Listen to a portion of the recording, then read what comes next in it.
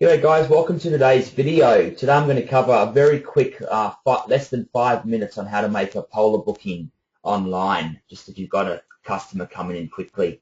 Okay, I'm going to start off our first. You can find the polar link through wlcl.com.au, or you can go to our site, which is goccl.com.au. Under here you'll find your polar login right there. Once you click on it, it'll then open up another page. Put your contact details in, your password and username, and once you've done that, hit the sign in button. Okay, just quickly, you've got your cruise island you can pick from here, from P&O Princess, P&O Cruises, UK, Cunard Line, and of course Carnival down the bottom. Once you click Carnival, the page will reset. The next step is then to hit the create a booking button. From there you can find out, I always ask your customer if they've cruised with us before. If they have, make sure you put their details in either their searching number, or you can search by their mobile number. From here, it's a matter of just putting in the home city. As you can see, I've just typed in there. You can select by the voyage number, which is on the back of the brochure, or what you can actually do is you can put in a date, and it has to be the 3 levels, 15 June, say for example 2015. You don't have to pick what ship you want, just pick the date. It'll give you a nice little snapshot. Pick the occupancy you're after, which is 2 in this situation, and then you search by date. It'll give you a nice little snapshot of a month from 27 May to 25 July. I picked around about the 15th of June is what I'm after, so it gives me 2 options, the 8th of June and 18th of June. Okay, down here is how the space is looking for that particular sailing. So if you click on 8th June, you can also find the itinerary right there. Very, very easy to be able to find. So make the selection. Down the bottom it says save and continue. Hit save and continue. It'll then launch you into the categories. Okay, so 2 sides of the polar. Sometimes you'll see, sometimes this will be blank. This is got section, and it means there's a group or a select sailing attached to it, which I talk about in one of my select sailing videos. But this is basic snapshot of the cruise minus the taxes and port fees. So never quote from this screen, but you can generally see.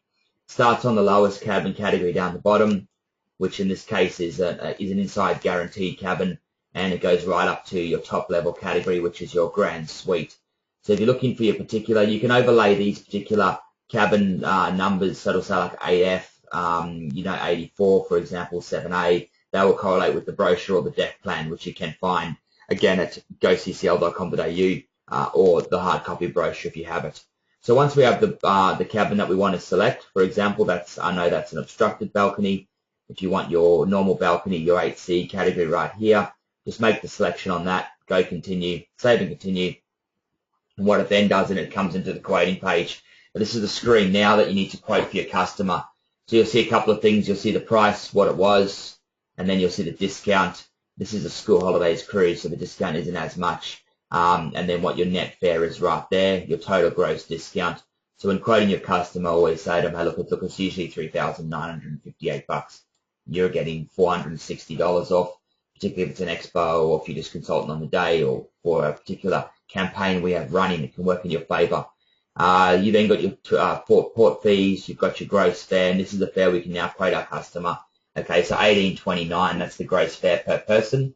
And then of course the total gross is right here at $3,658. Okay, under here you also find a component here, an onboard credit. If there is an onboard credit attached to the booking, make sure it's showing up in here.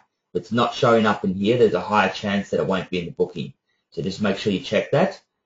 If you are offering again with select sailings or cruise sail weeks, things along those lines.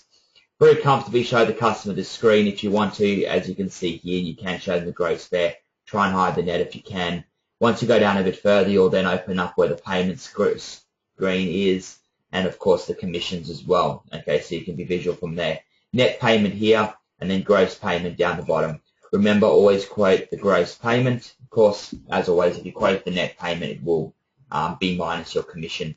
Your deposit here, always say whatever deposit we ask for, that's the deposit you offer the customer, okay? Or if you offer more, you'll see there $400. It's usually $400 per person. At the time of making this video, it's a half price deposit, which is why it's $200 each. But make sure you take that exact amount. If you don't take that exact amount, the booking will cancel. Okay. Basically from there, once we're happy with that, the customer's good, you want to lock it in, you can proceed through with the save and continue feature here. Here it'll give you an upgrade option sometimes, depending what cabin you are. You can then make your cabin selection what you're after, so which cabin you're after. If you want to pick a particular cabin number, you can click down here and then ask for that particular cabin. Or if you've got some good friends of the passenger traveling, they want to be near 6124, to say for argument's sake, you can put 6124 in here and it'll give you a list of the closest cabin that is available to that particular cabin category. So once you've made the selection, go ahead, go save and continue, and put your details in right here. Okay, so you've got your details, your customer's first and middle name, last name, gender, age, make sure you stick the date of birth in, and then you can go through and select your seating requirement for dinner. Okay, I'll go into a bit more detail about this in my longer version, my 24-minute version. If you want to find out more, scroll to the end of that. But you can see there, it's just 2 different dining times, or again, your time, which is your flexible dining time. Bedding configuration, king and twin. And guys, this is very, very important. If your customers pick a cabin that they really, really want and they do not want an upgrade, make sure you tick the do not upgrade button, okay? If you don't tick that, they can get upgraded out of the room. If you're booking 2 family members side by side, mum, dad, 2 kids, nothing worse than when the kids get upgraded to deck 8 and mum and dad are on deck 4. Okay, it creates a little bit of drama at time of booking. Customer's last name, hit the book now button, then you're into the booking. As I mentioned, I'll go through a bit more detail on Polar in my 24-minute video. Feel free to use that if you want to. But in the meantime, this is just basically a very, very short how-to video on making your basic Carnival bookings.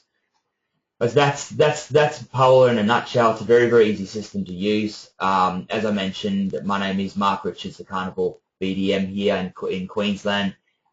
Feel free to pick up the phone, give me a call, or watch any of my other videos that I do have through my YouTube channel. Some great information that you can look at and watch as well.